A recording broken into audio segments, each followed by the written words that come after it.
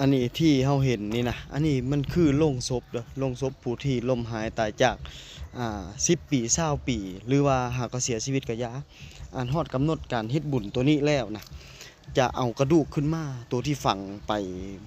ปู่ย่าตานายบรรพบุรุษของเฮานะจะเอาดูกขึ้นมาแล้วมาเปลี่ยนใส่โลงใหม่อันนี้คือโลงอันใหม่ที่เปลี่ยนอันนี้กองนางอีหยังเนี่ยนางงัวบ่เออ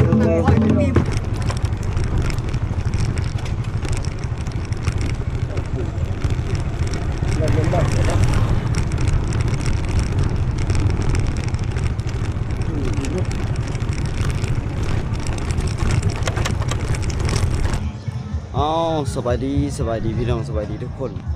ตอนนี้เราอยู่ที่เมืองตะโอยแขวงสารวัตรบ้านจึงมื้อนี้เป็นบุญประเพณีงานละปืบก็คือมันเป็นบ้านเฮาก็เป็นบุญแจกข้าวแต่ว่าบุญแจกข้าวสามารถแบบหลายๆปีเฮ็ดเทื่อนึงเขาบ่ได้เฮ็ดตลอดได้ทางนี้นะก็ว่าง่ายซะพวกศพบ่คนญาติพี่น้องที่ล่มหายหนีจากอีหยังน่ะฮอดครบกำหนดเขาแล้วเขาก็จะขุดขึ้นมาขุดโล่งขึ้นมาเปลี่ยนโล่งใหม่คล้ายๆกับการล้างปราสาทแต่บ่แม่นการล้างปราสาทก็คือฮอดรอบมันแล้วเขาเฮ็ดพิธีทางอันการนับถือของเพิ่นเพราะท่านพี่เขาเจ้าถือผีได้เมืองตะโอยนี่เป็นเมืองที่วัฒนธรรมเก่าแก่ที่สุดเลยค่อนข้างในประเทศลาวได้ประเพณีนะจะดั้งเดิมแต่ว่าทางเขตบ้านเฮามันบ่มีแล้วที่ว่าศพที่ฝังไปแล้วล่ะขุดขึ้นมาฮอดระยะเวลานะมื้อนี้ว่ามันสิเป็นจังได๋เนาะทุกคนเนาะเฮาบ่เคยมาจักเทื่อเป็นครั้งแรกในชีวิตที่เฮาได้เดินทางมาเมืองตะโอยแขวงสารวัตรฮอดอันย่ำกลางคืน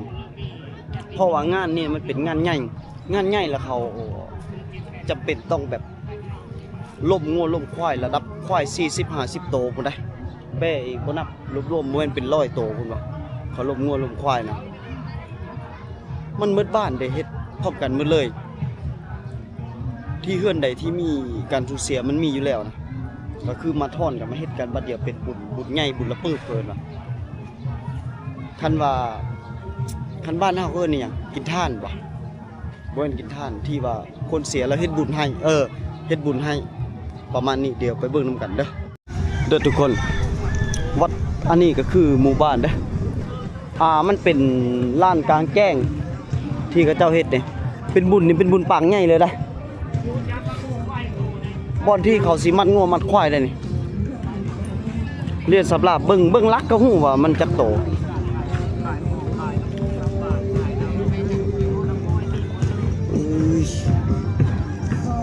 สบายดีบ่อนมันง่วงมัดควายบ่นี่มัดควายเนาะควายงัวแม่มัดอยู่นี่เบิดเนาะเป็นลักนี่แม่นหมดเลยได้นี่งัวทั้งควายทั้งงูทั้งควายมามัดที่นี่เนาะตอนแรกนี่วัฒนธรรมแบบนี้นี่มันบ่ค่อยเห็นเลยได้ทั้งพี่นี่ยังหลายเนาะจังโมงจะเอามาพูดนี่2 โมงประมาณ2 โมงเนาะบ่าย2 โมง3 โมงเขาจะเอางัวควายมาผูกอยู่ในนี้มีแม่สำหรับเนี่ยโอเคเนาะมีแต่งูกับควายสบายดีเด้อสบายดีนับเอาเด้อนี่มันจักโตก็นับเอาประมาณ3 ปลายหรือ30ฮะ36 34ทั้งหมดทั้งควายได้34 โต34 โตโอ้งูกับควายนี่เคยบ่เป็นผู้เคยบ่เจ้ามีเคยลายก็ได้หลายเนาะเอามาหลายเนาะโตไผโตมันเลยบ่เคยลงกันบ่ลงกัน2-3เคยตัวนึงในนั้นบ่เคยงูเคยเคยละมูว่าง่ายก็ย่าเลยบ่เฉพาะสัตว์ที่จะมาล่มในงานนี่บ่แม่นเหยียบ100พุ่นบ่34 โตว่าไล่ทั้งอันทุกอย่างเลยสัตว์ทุกอย่างเลยนับทั้งไก่แล้วพุ่นแล้วหลัก100 โตไก่กับผู้เพื่อนก็ได้40-50 โตก็มี เพื่อนนึงน่ะ เพื่อนเนาะ4-50ตัว อ๋อ40-50โตว ไก่ อ๋อ เขายังให้ ทั้งไก่ทั้งหมูเนาะ เขายังให้เคยกินเด้ เอ เอ อ อเคยนี่แหละเคยงานนี้นะเคยนี่ซ้ำมาญ่าแล้วเนาะ ช่วย กระย่าลุงตาปลาเข้าสิได้ต้มไก่เคยกินนั่นเนาะเขาสิได้ตอนแรกเขาจะมีการทำเคยได้ นี่แหละ จะโมงเคยมาฮอดนี่ โอ้ย มงช่องมงแม่ ประมาณ2โมงเนาะโอ้ จังน้อยนี่ซะ เอาโง่มาพูดแล้วก็เอาเคยเฮา แม่ โอ้ไหนเอา ขันเจ้าเป็นภาษาเผ่าลูกเขาว่าภาษาลูกเนี่ยเป็นโคมุนนี่ยันเลยจงเลยแต่ว่าจังปากภาษาลาวเนี่ยบางคนคนไทย เออ แต่ว่าทรัพย์สินอยู่นี่อันพระที่นี่เป็นเชื้อเงินมาตัวนี้มันเดียวนั้นนั่นแหละพระที่นี่ก็จะเอาตะอ้วยนะแต่ว่าอันนี้เนี่ยเป็นเริ่มทดลองแต่ละนั้นทั่วผู้ใดมีเนี่ยให้กำลังให้ช่วย พบกันเปิดบ้านเลยเนาะ ก็ เปิดบ้านเลยเนาะเอ็ดเนาะ บรรยากาศสิ้นเครื่องเนี่ยแต่ละครอบครัวหันเสบียงเงินเนี่ยครอบครัวว่ากินผู้อยู่หันไล่ๆหันกันระดับร้อยได้คนเนี่ยการสิ้นเครื่อง โอ้ แต่ว่าย้อนยักสิ้นเครื่องแต่ว่าคนไล่แต่มาร่วมมือนี่เนี่ยมันไล่คือบ้าน เดี๋ยวนี้มีตัดได้ไหมไม่ได้ไง ร้านนี้ร้านอื่น ยังก็ได้หรอกที่ไหนก็ได้แล้วรอนะ เดี๋ยวว่าสิ้นเปิดลาย สิ้ ล้าน นเครื่อง เนาะ ล่าที่นี่ว่าทั้งปีนะทั้งควายทั้งงัวนะทั้งแพะทั้ง ได้ก็ได้ได้หรอก ตัวนี้มันหลายอันฮอด เด้อเลย 50ตัวมาเอาเบี้ยเป็น 40-50ตัว 40-50โตวตัวควายได้ ได้ก็ได้ ลักนี่เฮ็ดสลูซอยลอยที่แม่นหมดเลยนี่บ่อนสิผูกควายใส่คุมก็ยังได้ขุดต่อไปได้คุมก็นี่เลยขุดแล้วก็ฝังลักมัน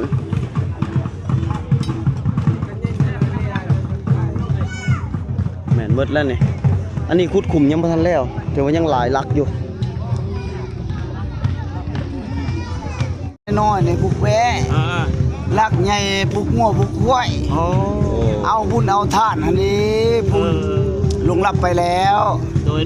ผู้ที่ว่า10-20ปีก็เอามานะดังนั้นเด้อขอเชิญสบายเจ้ ความหมายคือเปลี่ยนท้ายเอาลงไม้พุทธจากตัวเก่าแล้วเนาะ ผู้เจ้าก็ออกคุมเก่าออกจากคุมเก่าเดี๋ยวนี้สร้างคุมใหม่ก็ไม่ว่าแต่ว่าทุกชิ้นของที่จะให้เพิ่นก็เอาใช้คุมใหม่ใช้คุมใหม่เก่าปะหมดเลยอยู่มาอยู่มันเนาะ ผ้าหน้าเพลงเงินข้ามกำแก้ว เก่าปะหมดใส่เอาตัวใหม่ใช้อะไรใช้ไม้หมด แสดงว่าคุดขึ้นมาแล้วก็ตัวนี้ในเกมเอาไปแต่เฮิร์นเลย แม่น อ๋อ เจ้าเกียร์มาอยู่ป้า เกมมาอยู่ป้าเนาะ เรื่องอะไรเพื่อนเลยนี่จุ่มเชื่อไป อ๋ออันนี้เป็นจุ่มมาเลยครอบครัวไปบ้านเนาะ มัดบ้านนี่12จุ่ม โอ้12 จุ่ม12ก็แล้วก็12วงตระกูลเนาะ บุญตระกูลเขา ตระกูลตระกูลมัน แต่ละห้องเนี่ย เว็บ12 เบื้องนั้นต่างหากเบื้องนี้ต่างหาก อ๋อ เจ้าไผเจ้ามันนะ แต่ละคนในแต่ละเฮือนนี่ก็ต้องมาเฝ้าเนาะ ยกตัวอย่างว่า4-5เฮือนได้จุ่มนึงเอาเผานึงนั่นน่ะเจ้าไผเจ้ามันเจ้าไผเจ้ามัน ตอนไหนเคยมานี่จักโมง มื้อนี้แหละ3:00 น 3 โมงเคยมา 3:00 นมา4:00 น5:00 นพุ่นน่ะ เคยนี่การที่ว่าเขาเป็นเคยนี่เขามางานละปึ้งนี่งานมาบ้านบ่เท่านี่เขามีหยังมาช่วยเพิ่นในงาน บ่ชุดเขาเท่านั้นแล้วแต่ตามเงินไข ถ้าเข้าใจความหมายก็คือ บ่ได้ เอาเรื่องฮีดก่อน เรื่องฮีด ตามฮีด เฮ็ดมีแบ่มีงัวอิหยังก็แล้วแต่ประกอบเท่านะแล้วแต่ แต่ว่าลูก ขันกะบ่ได้บางเทื่อว่าเคยทุกข์ดีมันมีหยัง ไป นี่ โกว่าไปเบาก่อน ความสามารถเจ้ามีก็ดีความสามารถบ่ดีก็บ่ว่ากัน แต่ให้เจ้ามาเดี๋ยวนี้ แต่ว่าลูกเคย จะได้เห็นหน้าเห็นตาเนาะ แม่นเอาเรื่องขันกะนี่ขันกะบ่ได้ การจำดีคนช่วยได้ เห็นบ่ โดย สมมุติว่าถ้วย3-4ใบก็เลยแต่เจ้า มีถ้วยมีศาสตร์เนาะ มีเงิน อ๋อโอเค นั่น ข แห อบ ละ เจอหลายๆสำหรับข้อมูล เอาไปยังขอบใจ เด้อทุกคน อันนี้นะคือโล่งเลยอันนี้คือโล่งศพผู้ที่ล่มหายตายจาก5 ปี 10 ปีหรือ20 ปีก็ยากคือถึงงานเฮ็ดละปืบแบบนี้นี่เด้ออันนี้เฮาอธิบายเพิ่มเติม ก็คือสิได้เอามาเอากระดูกกระเดี่ยวนะใส่ในนี้ใส่ในโลงไม้อันนี้คือโลงไม้เนี่ยเป็นศาสตร์เป็นเครื่องเป็นของเป็นเงินทุกคนเห็นป่ะนี่ก็สิเอาไปให้แบบคนที่ล่มหายตายจากไปก่อนนั่นแหละกระดูกเอามาแล้วก็หามไม้เพราะว่าเขาเจ้าได้ขุดอันจากขุมบอลที่เขาเจ้าฝังขุดขึ้นมาเอาแต่ดูกแล้วมาง่ายมาใส่ในโล่งตัวไม้แบบนี้ที่เราเห็นนะนี่เป็นเครื่องเป็นของเป็นอีหยังคือเพิ่นให้นี่นะเป็นเครื่องเป็นของเป็นหยังนี้แต่สิเอาให้ในความเชื่อของเพิ่นก็คือได้รับการที่ว่าล้มงัวล้มควายให้อันคนที่ล้มหายตายจากไปก็เขาก็สิได้รับแบบนั้นนะทุกคนมันเป็นแบบนี้เด้อมันจะเป็นกุ้มไผ่กุ้มมันเป็นจุไผ่จุมัน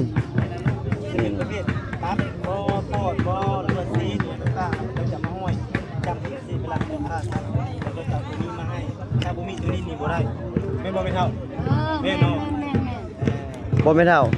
อันเครื่องของอันนี้ก็เอาให้ผู้ที่ล้มหายตายจากมันแม่นบ่แม่นเมื่อเนาะให้ผู้ล้มหายตายจากนั้นดีมีแห้งตัวหน้าตัวไปโอลำโอรวยเด้อโดยแม่โดยแล้วก็มานั่งเฝ้าไว้นี่บ่อยแม่นั่งเฝ้าไว้นี่เนาะคือว่าไงโล่งเนาะอันนี้น่ะโล่งเหมือนเนาะแม่เนาะโล่งนึงก็คือคนนึงบ่ว่าไงจะเฮือนนึงสมมุติว่าล่มหายตายจาก10คนก็10โล่งบ่10คนก็10โล่ง2โล่งก็2คนเนาะโดยบรรพบุรุษตั้งแต่10ล่มหายตายจากตั้งแต่10 20ปีก็ขุดขึ้นมาคือกันบ่ขุดมาคือกันพ่อแม่ปู่ย่าตายายเนาะงัวควายที่ล้มงัวล้มควายให้เพิ่นน่ะก็เพิ่นสิได้รับเนาะเป็นแบบนี้ทุกคนเลยนี่แม่นมื้อนี่เครื่องที่จะเอาไปให้อันญาติพี่น้องที่ล้มหายตายจากมื้อแหละแม่นมื้อนี่พวกสาดพวกอีหยังหลายอันหลายอย่างเด้อแล้วก็นอนเฝ้าผ้าห่มที่อยู่ที่นอนนี่บ่โล่งได้นี่โล่งได้แล้วก็สิพากันหาบแล้วก็ได้พากันหามโอ้ย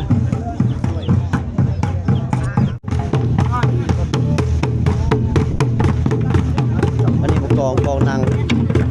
งอีหยังเนี่ยนางงัวบ่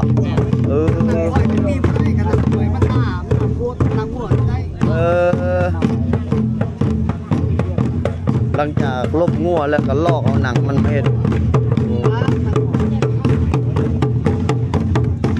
อันนี้คือเป็นวัฒนธรรมของภาคตะโอ้ยเด้อทุกคนเด้อมันก็สิเป็นแบบนี้แหละแต่ว่านี่ผู้คนยังบ่ทันพวกเขินพวกหยังยังบ่ทันได้มาประมาณ 3 โมงเวลานี่เป็นยังบ่ทันฮอดเวลาหาก็ได้ 12:32 นาที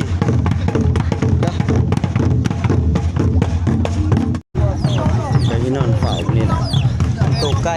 อันนี้ก็ไก่ที่เพิ่นผูกนี่ก็ผูกให้ได้เห็นบ่ส่วนนี้น่ะติด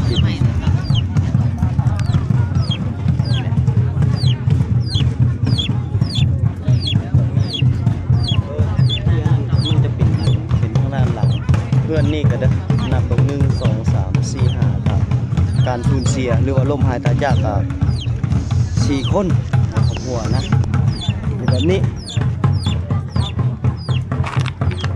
มันก็จะมีห้างค้าห้างขายเครื่องขายของได้อันนี้ถือว่าเป็นบุญมันเป็นบุญใหญ่เด้อ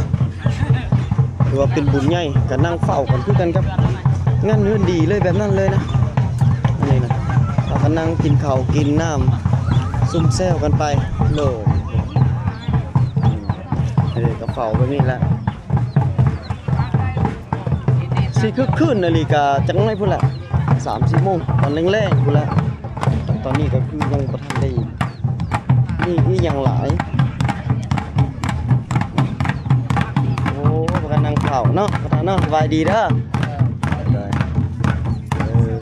มันจะเป็นจุไผ่จุมันเด้อโล่งหมดลูกนี่ยังบ่ได้ใส่บ่อีพ่อ กระดูกนี่ใส่แล้วบ่ ไก่ได้กระดูกได้ดูไหนคนไหน กระดูกใส่แล้วได้เนาะ แม่น มืออื่นบ่ได้เอาลงฟังคือเก่า มานาชาโมงแล้วไปพักนี้ ไปฟังอีกมือได้มือคุดอันขึ้นมาใส่นี่ เมื่อวาน ไปคุดกระดูกว่านนี่บ่ แม่น เปลี่ยนลงใหม่เนาะ แล้วมื้ออื่นก็ไปพักนี้เอาไว้ชาโมงพักแล้วช่องวันแหละนะ จากน้อยแล้วเขาจะเอางัวควายมามัดแม่นบ่ แม่นประมาณนาทีนึงทำหัวมัดปล่อยหัว อันนี้คือมีกระดูกแล้วได้ใส่เรียบร้อยแล้วได้นี่ไดก็คือเป็นเครื่องของนี่ก็ที่เอาไปให้อันปู่ร่มไห้ตาจากกันแล้วเนาะเป็นผ้าห่มอีกอันหลายอย่างเลยแบบนี้มันจะเป็นแบบเป็นกระต๊อบกระเจ้ามุ้งไว้แบบนี้ดูกันหลายผ้ากันฝังย่ามไหน้ำมันนะแบบนี้เด้อันนี้นี่เอิ้นว่าเป็นเท่าแก่ในโฮมได้เนาะบอนนี่แหละบอนเท่าแก่ในโฮมอันนี้ชอบใช่ก็ชอบกลางคืนนี่คนเต็มเลยกลางคืนเนาะคนเต็มเลยกลางคืนนี่เพราะว่า3 โมงจะน้อยเสียวงัวควายมาทุกคนเลยโดยก็คือยังรักนี่ยังพากันฝังอยู่นะฝังยังบ่ทันได้แล้วเลยตอนนี้นะหมู่บ้านเป็นหมู่บ้านดั้งเดิมอันห้านอันนี้มันเป็นห้านค้าเลยห้านค้าจากคนไทยบ้านนี่แหละยกห้านค้ามาขายเครื่องขายของเต็มขายเหล้าขายเบียร์ยังสารพัดเลยเพราะวัฒนธรรมตัวนี้นี่มันน่าจะบ่เบิ่งง่ายๆเพราะแม่นว่าเขาเจ้าเฮ็ดแบบทุกปีเด้10ขั้นต่ำก็คือ14-15 ปีได้เฮ็ดทีนึงหมดหมู่บ้านนะแบบนี้คนก็กำลังสิรุมมาจังน้อยพุ่นแหละเบิ่งรถเลยว่าผู้คนจังน้อยนี่เต็มเลยเต็มตึ้งเลยล่ะ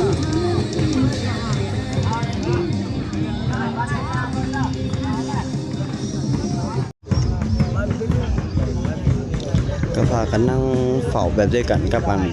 สูญเสียไม่นี่แหละทุกคนเลยแบบนี้ละ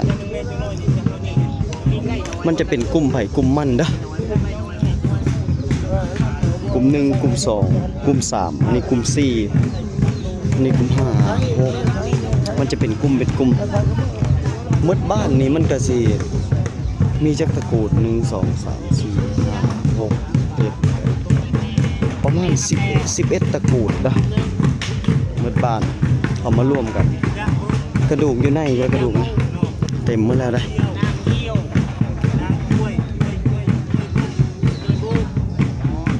จะมี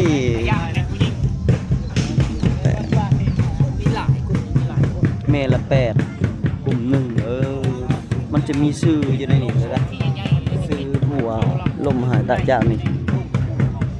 นางเงี้ยวหยะปมอีบมจวยปมมันจะมีชื่อก็เจ้าจะเขียนชื่อใส่เพื่อบ่ให้มันหลงเวลาเสียวลงหลุมเลยจำไว้ก่อนเนาะ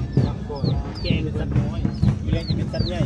น้อยนะมันเป็นของยิบสัตว์ที่เขาเจ้าผูกไว้มือเลงนี่เขาเจ้าจะเน่งสายสิญจน์นะมาผูกไว้แต่ละโลงป้าไว้มือเลงเนาะแม่และหลังจากนั้นมื้อเช้านี่เขาเจ้าจะเริ่มฆ่าสัตว์เพื่อจะให้เค้กให้คนให้ผู้พาหับใส่งานทั้งหมด3-4 บ้านนี่แหละได้กินแล้วก็จะมอบงัวให้ตัวนึงแล้วครึ่งนึงให้บ้านอีกครึ่งนึงแล้วแม่นให้คนที่มาสวยงานนี่แบ่งกันกินในมื้ออื่นถ้าเฮามาเนี่ยจะได้เห็นไก่ป่ะอันนี้ก็ไก่ก็มาจ้ำนั่นอันนี้คือตับเห็นป่ะเก่งมึงตับเนี่ยนี่คือขาดก็ได้เลยนะ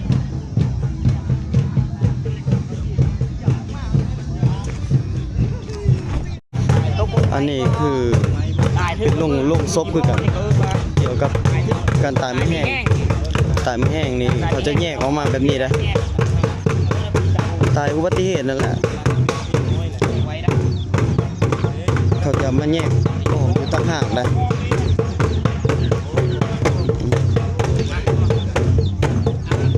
รถล่มบ่ตกต้นไม้บ่ ถึกระเบิดบ่อีหยังก็ตามที่อุบัติเหตุเขาจะคือเป็นลงตรงนี้ต่างหากอีกไม่เป็นแบบนั้นนะ ก่อนออกเลยบอกแต่ว่าเขาเป็นเลยเขาแข่งมันแรกเนาะตอนแรกแรกนี่เริ่มแรกเนาะเฮ้ยอย่าว่าเนาะ ดังคักเนาะบางได้นางงัวเนาะ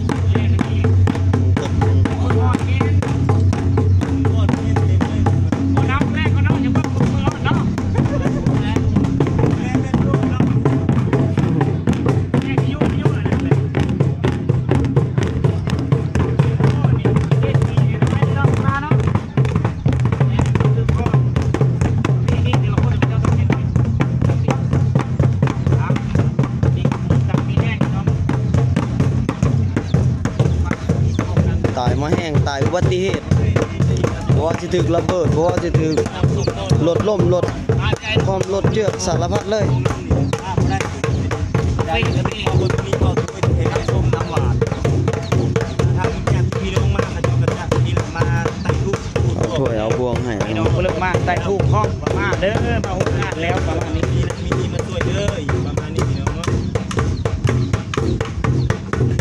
เขาจะแย่งก็ตั้งห่างเนาะคันมาแห้งเนาะ แม่อันนี้ดีนะพี่ให้อยู่น้ำกันนะ เออ เอโก้มันเป็นบ้านไหนบ้านมันแหละ เออ บ้านไหนบ้านมันนะกลุ่มไหนกลุ่มมันจะบอกให้อยู่กันว่าเขาไปไว้อยู่บ้านซ้าเขาก็แยกไว้นี่เป็นภาษาเขาที่ต่างหาก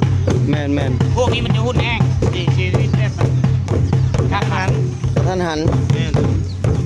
ตกต้นหมอต้นไม้ถึงระเบิดมาแต่มังฟ้าแล้วแต่ โบหรือว่าสายดิ่งน้ำโบหรือว่ารถต่ำโบอย่างต่างๆนะ สิมันรวมอยู่นี่นะ มีต่างๆอย่างประมาณนี้ เออ